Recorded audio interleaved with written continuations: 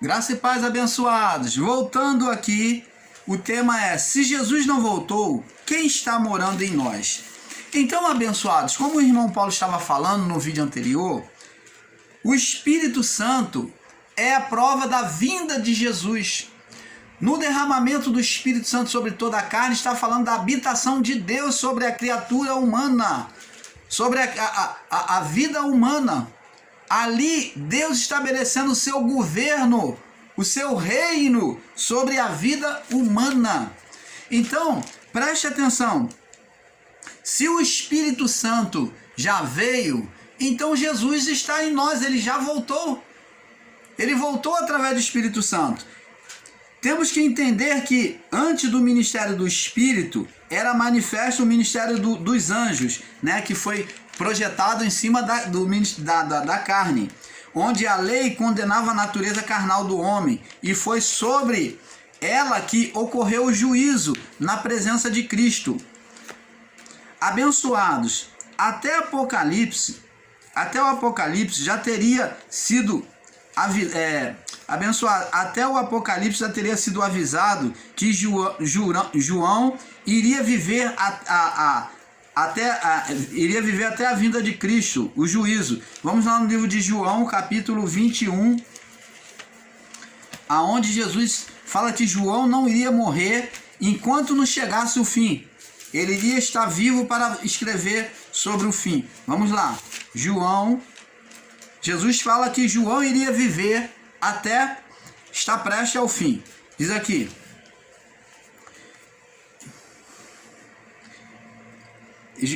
João 21, no verso 20 ao 24. Diz assim: E Pedro, voltando-se, viu que o seguia aquele discípulo a quem Jesus amava, que era João, e que na ceia se reencostara também sobre o seu peito, e que dissera: Senhor, quem é este que há de trair? Então João que perguntou sobre quem haveria de trair, quando Jesus falou que um de vós há de me trair. Então João, que era muito amigo de Jesus, né, recostava sobre o peito dele, então ele perguntou: quem é que há de trair?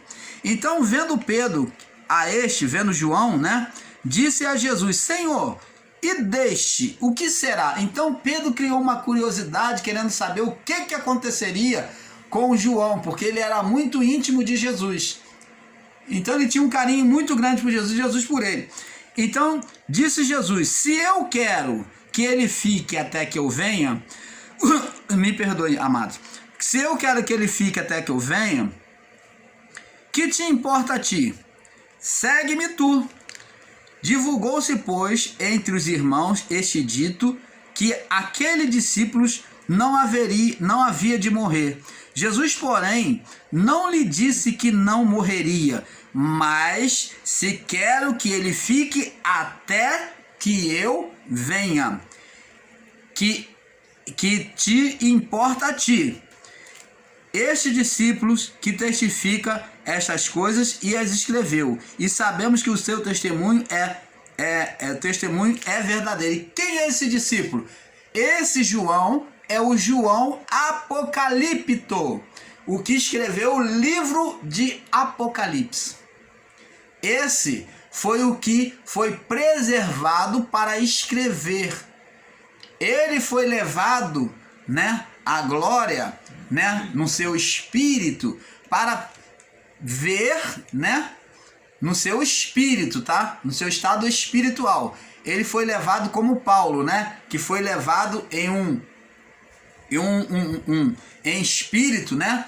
Ele foi levado até a glória de Deus, ele viu todas essas coisas e foi escrevendo.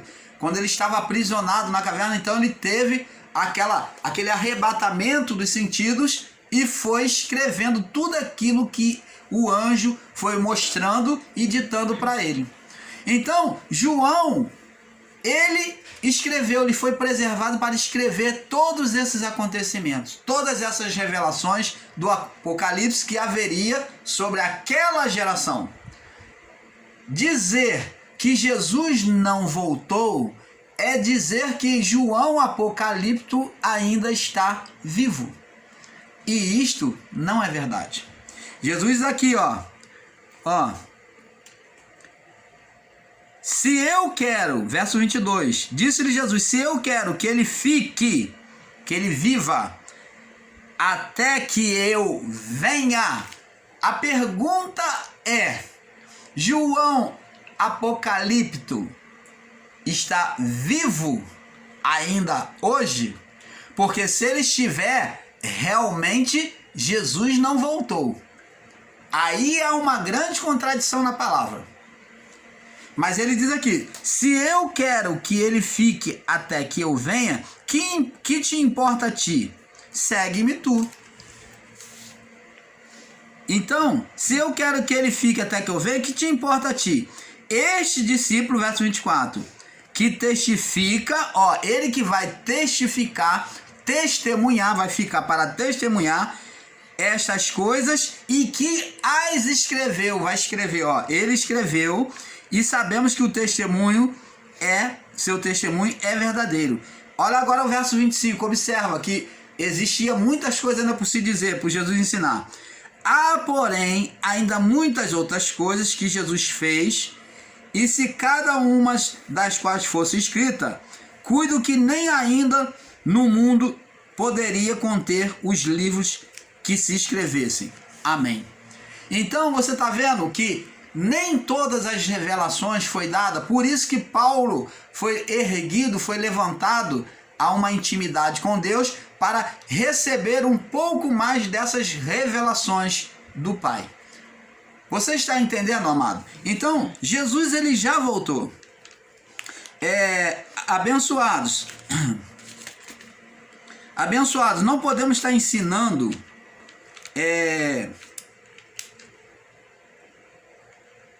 Vamos ver aqui no livro de João 3,14, antes de nós falarmos sobre esse assunto aqui. João 3,14. Diz aqui, confirmando. Vamos confirmar mais um pouquinho. Olha só o que diz aqui. Do 14 ao 21. E como Moisés levantou a serpente no deserto, assim importa que o Filho do Homem seja levantado, para que todo aquele que nele crer não pereça, mas tenha a vida eterna. Você vê que ele veio, salvação. Jesus significa Deus é salvação. Porque Deus amou o mundo. Olha só, ele não veio condenar. Então, ele não veio fazer acepção, como muitos em graça ficam ensinando, eleitos e não eleitos. Você é um eleito, outro não é. Filho da salvação, filho da perdição. Não, ele veio chamar a todos aqueles que recebessem e abraçassem a salvação, a palavra. Porque Deus amou o mundo de tal maneira que deu o seu Filho unigênito. O mundo é todos, tá? Unigênito, para que todo aquele que nele crê não pereça, mas tenha a vida eterna. Porque Deus enviou o seu Filho ao mundo, ao quê? A criação, né? Ao cosmos, para que o mundo fosse salvo por ele. Ele não veio condenar. Quem crer nele, opcional, a escolha, quem crê, porque quem não crê, quem crer nele não é condenado, mas quem não crê já está condenado. É uma opção. Não existe eleito, não eleito. Não existe Deus fez o outro para ser um assassino. Deus fez o outro para ser desgraçado, o outro para ser bendito. Não existe isso. Porque quem não crer nele já está condenado, porque não crer no nome do Filho unigênito de Deus. A condenação é esta, que a luz veio ao mundo, a todos os homens, e os homens amaram mais as trevas do que a luz, porque as suas obras eram más. Então, tá vendo aqui? Tá vendo aqui, abençoados? Abençoados, não podemos estar ensinando em Deus, um Deus de acepção, onde ele faz eleição, de salvo e não salvo, eleito e não eleito, pois todo espírito, todo espírito que é a luz de Deus, procede dele. Todos os espíritos procedem de Deus, que é a luz de Deus. O nosso espírito é luz. Ele é luz de Deus, ele é parte de Deus. Então todos os espíritos procedem de Deus. Ter um entendimento equivocado com as palavras ditas por Paulo não faz desses ensinos uma verdade, pois Paulo, quando falava de eleitos e salvos, referia-se à sua época, onde haveria o juízo sobre a mudança dos ministérios, né, dos anjos para o ministério de Cristo, mas a salvação era condicional, como vimos em João 3, do 14 ao 21. Amados, o entendimento errôneo foi tirado justamente de 1 João 3, 8. Vamos lá. Da onde foi tirado o entendimento errôneo de eleitos e não eleitos? 1 João. Vamos lá. 1 João, capítulo 3, no verso 8 ao 10. Olha da onde foi tirado o equívoco de entendimento de muitos que pregam, ensinam e engraçam. E muitos que estão em graça apoiando esse ensino errado. Vamos lá. João 3, 1 João 3, 8. 1 João 3, 8. Diz assim: quem pratica o pecado é do diabo. Então temos que entender o que significa a palavra diabo. Diabo é a manifestação da carne. Todos nós carregamos o diabo, a carne. Ela, quando manifesta, ela está sendo o diabo. A carne em oposição a Deus foi denominada de diabo. Quando Adão fez oposição a Deus, então ele levantou, a atitude dele foi chamada de diabólica. Oposição, opositor. Então é oposição. Diz assim: quem pratica o pecado é do diabo. É o quê? É filho de Adão, está sendo servo do pecado. E diz aqui: porque o diabo peca desde o início. Quem é que pecou desde o início? O único que pecou no início lá foi quem? Qual o diabo que pecou desde o início? Adão, que se voltou para carne. Você está entendendo, amado? Porque o diabo peca desde o princípio. Para isto, o Filho de Deus, que é Jesus, se manifestou para desfazer o quê? As obras, o quê? As práticas do diabo. Então ele veio cancelar a morte espiritual. Então a prática do diabo, de Adão, levou à repetição de obras carnais, de todos serem filhos do diabo. Como Jesus falou, acho que lá no livro de João 8, onde ele tem uma discussão com os fariseus e os saduceus e diz: vocês não são filhos de Abraão. Se vocês fossem filhos de Abraão, vocês iriam me ouvir. Vocês são filhos do diabo. Não que Jesus estava condenando eles ao inferno, mas Jesus estava dizendo que eles eram carnais, filhos de Adão, filhos da carne. Qualquer que é nascido de Deus não permanece, tá vendo? No pecado, na carnalidade. Porque a sua semente permanece nele, né? A semente divina permanece nele e não pode pecar. Então, quem tem o coração, nasceu em Deus, ele não tem prazer mais no pecado, porque é nascido de Deus. Nisto são manifestos os filhos de Deus. Aqui entra a confusão pior, aonde os ensinadores em graça, os irmãos que estão em graça, abraçam isso como verdade absoluta, pegam o literal dessa palavra, ela nua e crua, e querem aplicar às pessoas. Diz aqui: nisto são manifestos os filhos de Deus. Aí eles fazem a acepção, filhos de Deus e os filhos do diabo. Primeiro que diabo aqui é a natureza carnal. Então, os filhos de Deus aqui e filhos do diabo está falando de pessoas espirituais e pessoas carnais. Mas não que Deus ele separou com acepção. Está dizendo que aqueles que eram carnais, eles eram filhos de Adão. Eram pessoas carnais, eram filhos de Adão, que rejeitaram o quê? A soberania de Deus, rejeitaram a palavra, estarão rejeitando a palavra e abraçando a carnalidade. Nisso são manifestos de Deus e os filhos do diabo. Qualquer que não pratica a justiça, praticar a justiça é o quê? Obedecer às leis de Deus. Lembra que Jesus foi ser batizado por João Batista e Jesus falou assim para João Batista falou assim, eu aqui devo ser batizado por ti e vem tu a mim? Jesus falou, não, deixa porque me convém cumprir toda justiça, palavra, mandamento do meu Pai. Então, quem não obedece às leis de Deus, quem não obedecia às leis de Deus, não praticava a justiça.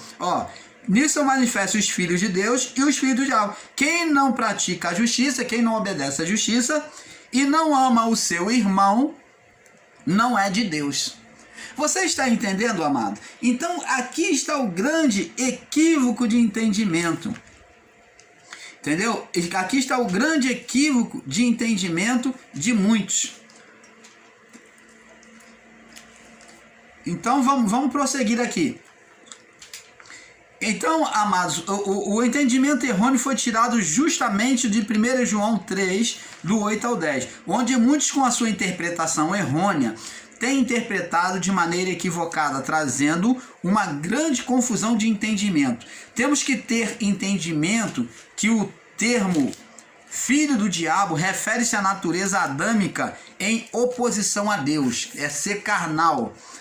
Não se refere a um ser, muito menos a uma raça não eleita, né, da perdição, como muitos em graça estão aderindo os ensinos mitológicos de filhos da serpente, que é o ensino judaico. Paulo, quando ensina sobre os filhos de Deus, ele está dizendo que alguns aceitaram a palavra da salvação, que é Cristo, e outros desprezaram. Vamos lá, ele fala isso em Romanos, capítulo 10, no verso 9 e 10. Diz assim, a saber, olha só o que Paulo diz, a saber, para aquele povo, se com a tua boca confessares ao Senhor Jesus e em teu coração creres que Deus o ressuscitou dentre os mortos, serás salvo. Visto que com o coração se crê para justiça, para obediência, e com a boca se faz confissão para salvação. Então você está vendo que haveria uma escolha, uma decisão de obedecer a palavra ou não. Ele nunca escolheu Deus. Paulo, quando ensina sobre os filhos de Deus, ele está dizendo que alguns aceitariam a palavra da salvação e outros desprezariam. Romanos 10, 9 e 10. Vamos lá em João, no capítulo 1. Agora o que o João diz aqui? Ó, o João diz, João 1, no verso 12 e 14, diz assim, João 1, 12 e 14, diz assim, mas a todos quanto o receberam, o que aceitaram a palavra do Evangelho, a todos quanto aceitaram a palavra de Cristo, do Evangelho, deu-lhes o poder de serem feitos filhos de Deus. Aqui está filhos com letra minúscula, porque ainda está preso ao corpo físico. Não é filhos como anjos, não está com letra maiúscula, porque filhos com letra maiúscula na escritura é referido-se a Cristo. Então está com letra minúscula, está filhos humano, preso a um corpo físico.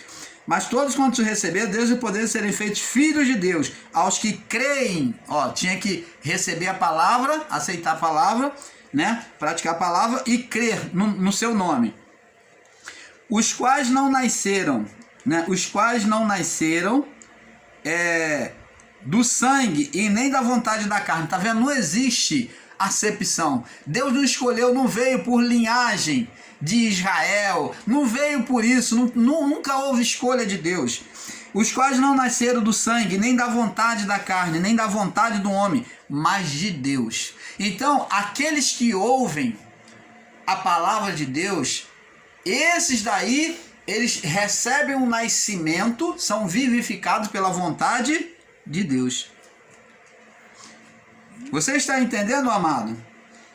É isso aí, diz aqui, o verbo se fez carne e habitou entre nós. Vimos a sua glória como a glória do unigênito do Pai, cheio de graça e de verdade. Observe que ele fala do próprio Cristo como filho e pai. Vamos lá em Hebreus agora, onde Paulo fala do próprio Cristo como filho e pai. Vamos lá, Hebreus, no capítulo 2. Hebreus 2, no verso 10 ao 14. Vamos lá.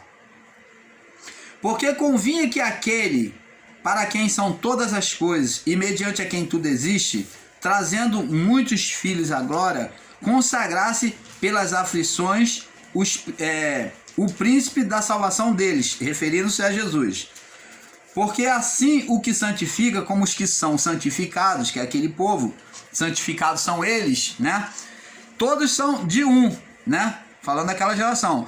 Porque cuja causa não se envergonha de lhe chamar irmãos, dizendo, anunciarei o teu nome a meus irmãos e cantarei louvores no meio da congregação. E outra vez porei nele a minha confiança, e outra vez eis-me aqui a mim e os filhos de Deus. Então você vê, ó, e os filhos de Deus, agora no verso 14, visto como os filhos têm participação do sangue, que é o curso natural do homem, né?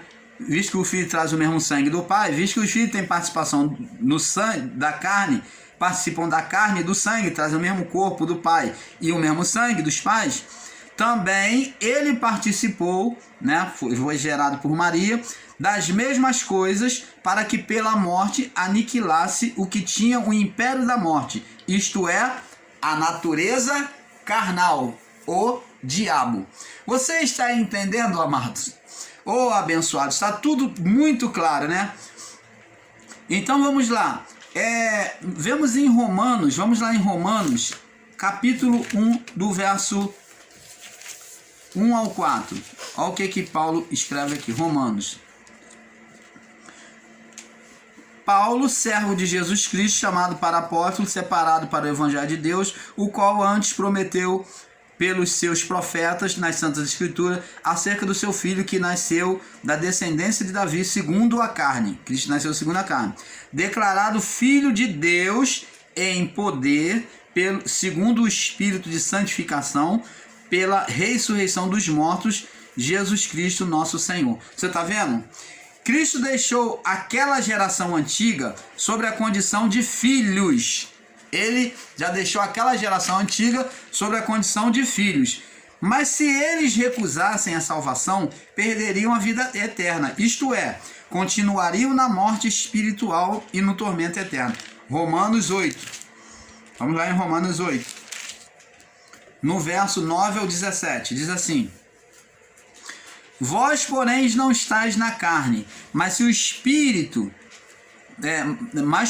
vós, porém, não estáis na carne, mas no Espírito, se é que o Espírito de Deus, se é que o Espírito habita em vós. Mas se alguém não tem o Espírito de Cristo, esse tal não é dele, tá vendo?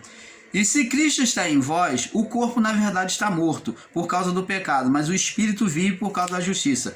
Se o Espírito daquele que dentre os mortos ressuscitou a Jesus habita em vós, aquele que dentre os mortos ressuscitou a Cristo também vivificará os vossos corpos mortais pelo seu Espírito que habita em vós. De maneira que, irmãos, somos devedores não só à carne, para viver segundo a carne. Porque se viverdes segundo a carne, morrereis. Mas se pelo Espírito mortificardes as obras da carne, mortificardes as obras do corpo, vivereis. Porque todos os que são guiados pelo Espírito de Deus são filhos de Deus. Ó, os que se deixam obedecer a palavra, né? Porque não recebeste espírito de escravidão para outra vez estardes em temor, mas recebeste o espírito de adoção de filhos, pelo qual clamamos Abba Pai.